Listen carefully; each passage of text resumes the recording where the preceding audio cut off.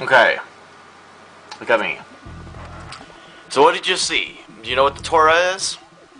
Do you know what Jubilee is? If you're a Christian and you have ever been to Sunday school, you might know what that is. I've been to Sunday school until the last time I went there, where they started talking about drugs and sex and vitamin K. And then that was the same time my mom was like, she didn't even know about what I was learning there. And, well, she thought I wasn't getting anything from church or anything, so she just took me out. That was 12th grade. That was my final class in Sunday school.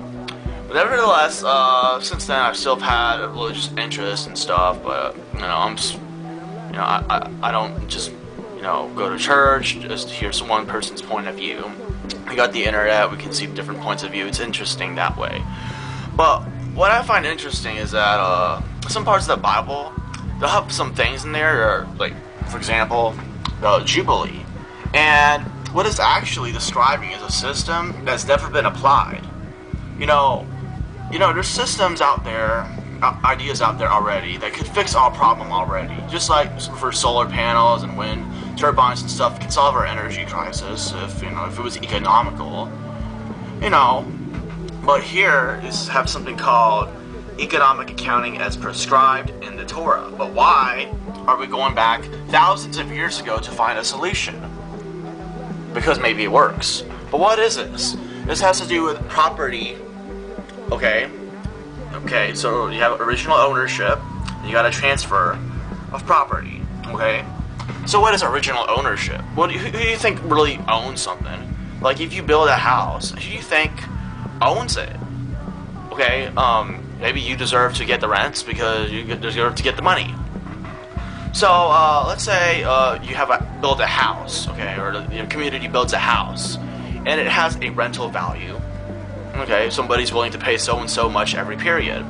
But you see, what we have in this current society is a system where we got speculation on land, which is just empty property, or we have speculation on property or whatever, and you just hold it, and the longer you hold it, the more money you make, instead of making it productive. The Jubilee system described in chapter 25 of Leviticus already has a solution for this. Why? Who knows? Who can justify it? But it's just because, look at it. You take a rental value, okay? It's a per period basis. It's not an absolute value. Now, Jubilee is based on a 49-year period, the 49th year being called the Jubilee. Now, you take the remaining number of years and you multiply it by your rental value. In Leviticus chapter 25, it says this is how much you should trade the property for value.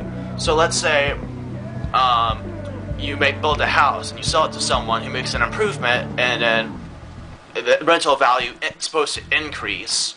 Okay, but then there's a remaining number of periods. So the longer the person that is trying to remodel the property you built, the longer they hold it, the fewer the years remaining. If they manage to get the value to increase enough, well, then they'll make up for that. But if you're lazy, if they shouldn't be really holding your property, if they're irresponsible, well, then the rental value won't go as much higher. They won't get paid as much for that. So when they sell it off for the remaining number of periods, there won't even be as many periods. So this is like the time value of money. But with time value of money taught in business college, you're usually used to accept that the price is going to increase over time and so on, because they think it's time value of money. Leviticus chapter 25 proposes a different version of time value of money, so that you got the price, the rental price is based entirely on markets. The only thing that's regulated here is the period remaining, which is common to all of the trades, which you'll multiply based on the rental price to determine the trade price. This will end all speculation that, speculation is usually referred to something that's not seen as productive or useful to the land. You'll have like a place like Nintendo or Microsoft or something. They'll have an empty piece of land surrounding them, and they can turn it into a nice park and stuff and make up some money off concerts or whatever right next to their property. But like sometimes they'll just leave it alone and leave it look like a wilderness instead of making it look nice and useful to the community.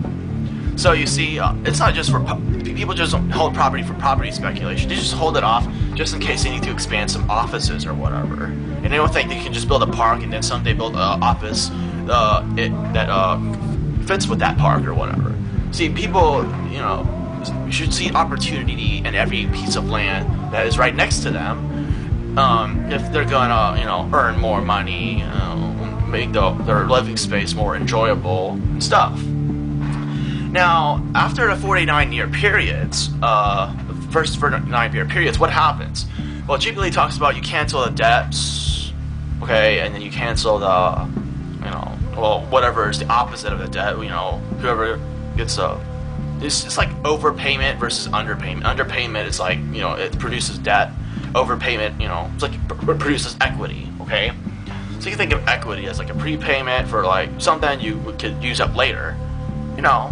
It's like your savings. It's basically what it is because you put it in advance in hopes that it will be, you know, you could use it later for something worth it. Now I've talked about all that. What about inventory? I talked about inventory earlier. Like, what exactly would this do to inventory? First of all, let's say you produce something. Okay, the house. You get paid for it. How quickly? It has to be that quick. That's just like in my first video where I talked about how the economy was, you know, all this borrowing is hurting us. It's not coordinated. It's coordination that makes all the difference. If that was just coordinated, you got the, you know, quick payments, but then your actual paying to deliver the positive, the plus, the reward for the whoever you're buying for, I mean, like the seller, then you know, and compared to how much you're spending is like a punishment. Why does that have to equal the reward immediately? You could just extend that over time. It's the same type of thing we see in Leviticus chapter 25. Okay, so we have all this, got all this writing.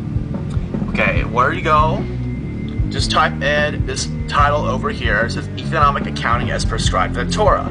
Why should it be the Torah? Why not the Quran or whatever? It just is that way because that's where I found it.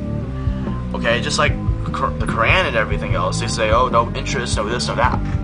This is the same type of thing, except people don't realize how much this actually is. They think it's just religious or dogmatic or something. The truth is, this has never been applied anywhere. People wouldn't even understand it, you know, and plus the whole idea that you're going to have a common period to relate to. How would you enforce that without having a ability to communicate that information throughout the whole economy? If you had like a primitive economy or like society, you didn't have that kind of communication, then how in the world would you even implement sort of a plan where you have a, you know, common number of periods to do all this? And here's a modern application of the economic provisions described in Leviticus chapter 25. I talked about how it got, like, you'd say, for example, you want to apply this sort of thing to regular expenses, and you want to not just for houses or something. You want to do the same principle for regular expenses. We got something in accounting called average accumulated expenses. Okay, so it's not going to be like a base for like a credit card or a debit card. Is what we do is, instead of debt, you just count your expenses up to a period, say 7 years, and then you apply a rate on it. You know, and it doesn't even have to be that much of a rate. It could be really small, like 1% or something, and that would apply as long as you accumulate that money. So you see, we'll have a synchronization of the economy. It'll be based on 7 years. So basically, early in the period, this rate is really low. So if you're spending early in the period, it's not going to cost you as much in the beginning, and towards the end, it would be more because it would just accumulate until those 7 years are over. That rate would just apply again and again until it's up. But just look at this more closely, because this is about an extension to what I saw in the chapter. Okay, but this is a way to reduce the cost of the system, the speculation, the cheating. Why the Bible promotes it? I don't know.